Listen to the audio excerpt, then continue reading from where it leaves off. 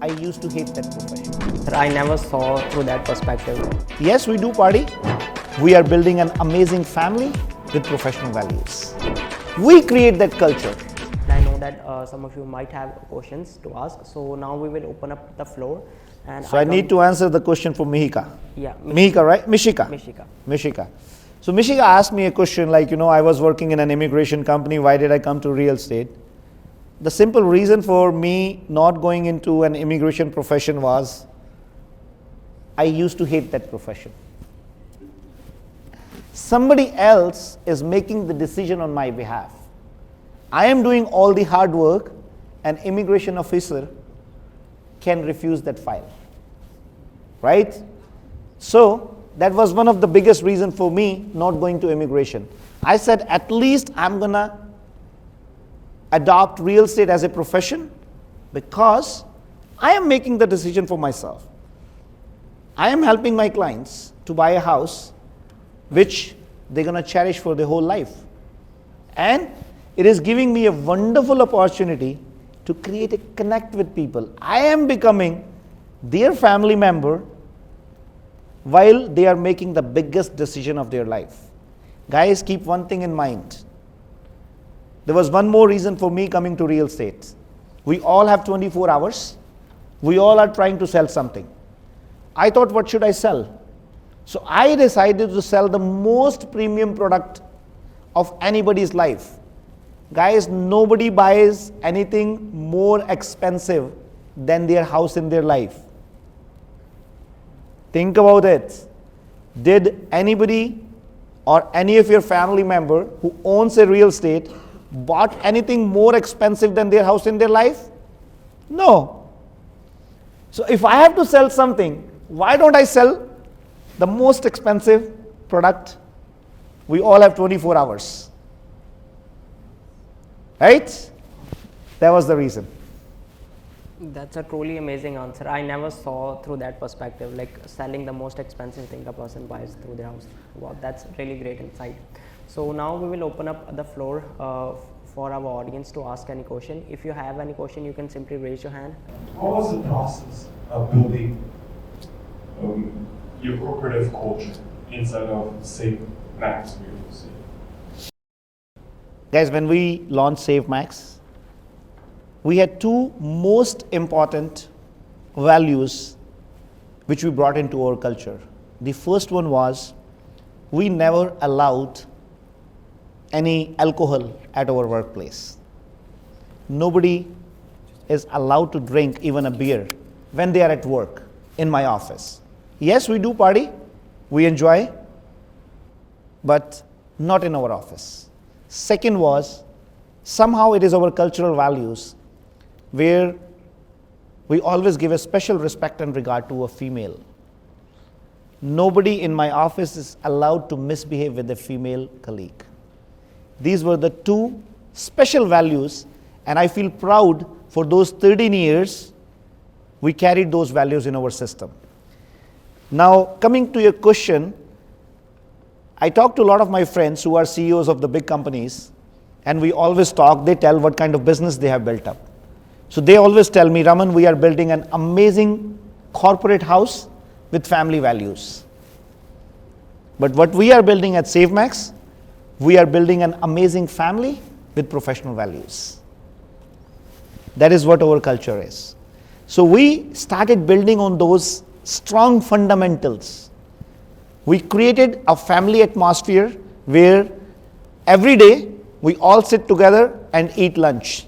We all bring homemade lunch and we all share with each other. Because this is what I learned in my life.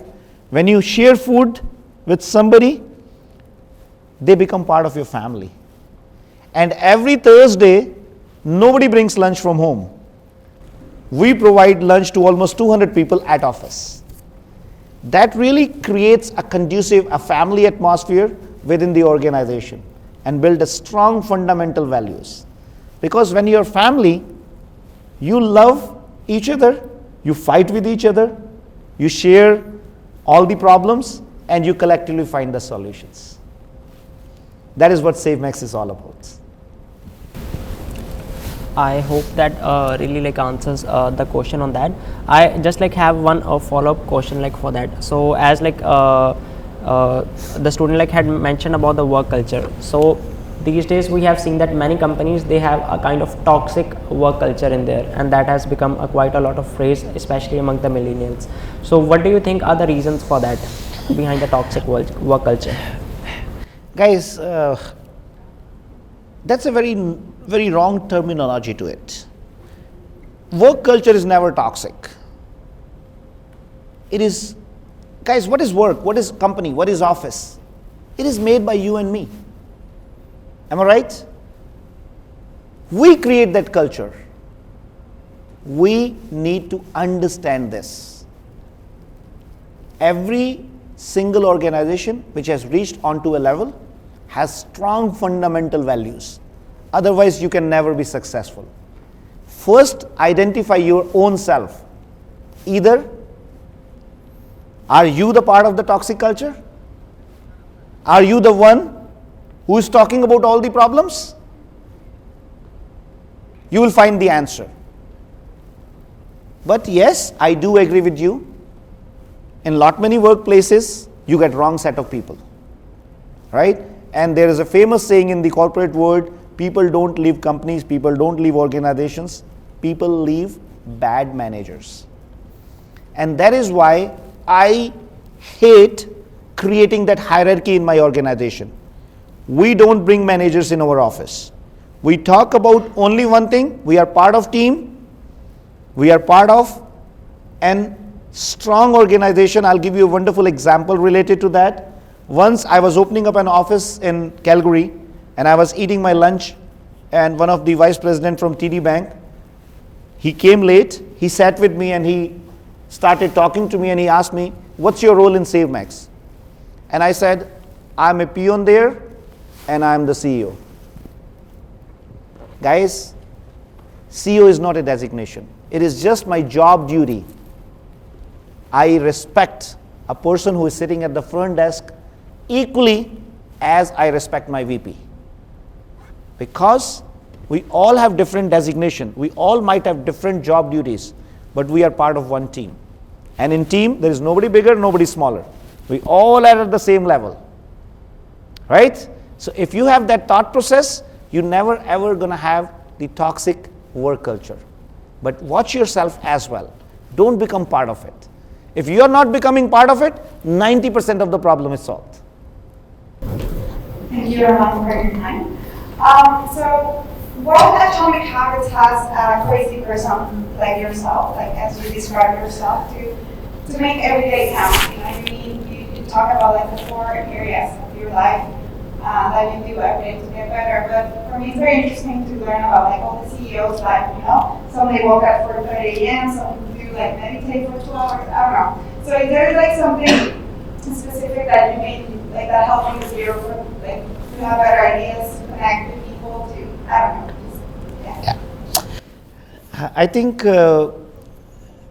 this daily discipline, this routine has a lot to do in your life. So just want to let you know, Paula, I get up at 3:30 in the morning. So from 3:30 to 4:30 I do meditation. So from 4:30 to 5:30 I do book reading. Every day 1 hour. Then I do my gym. I do walk for 30 minutes with my dogs. And around 6:30, 7 o'clock I start doing my meetings. Then at 7:45 to 8:15 I keep time for my son Krish because he has to go to school and all that stuff. And then 9 o'clock I'm in my office. So if you are disciplined, I told you something, consistency is very important. Because that actually structures you, that gives you a refined thought process, and that makes you humble, that makes you more connected to your own self. If I'm not connected to my own self, I can't connect to you. It's like a phone. If a phone doesn't have a connectivity to its own antenna, it's not going to get connected to any other company. So that discipline, that schedule is very, very important.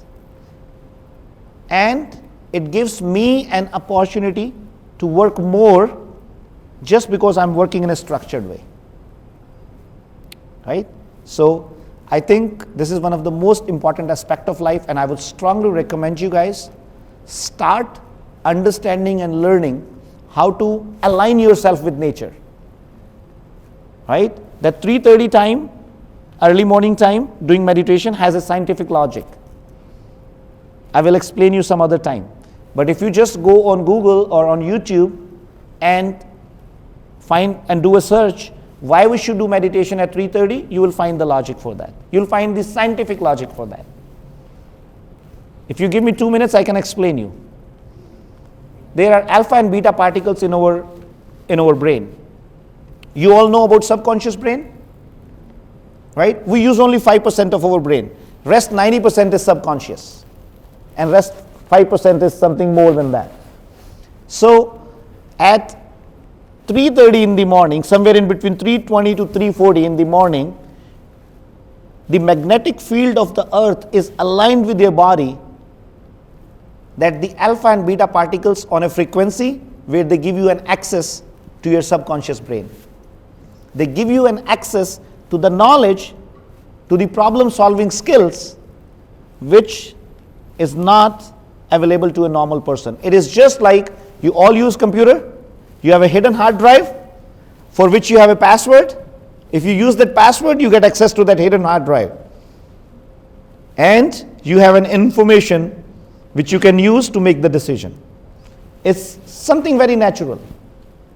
So that is the logic behind doing meditation somewhere at around 3:20 or 3:40 in the morning. It's scientific.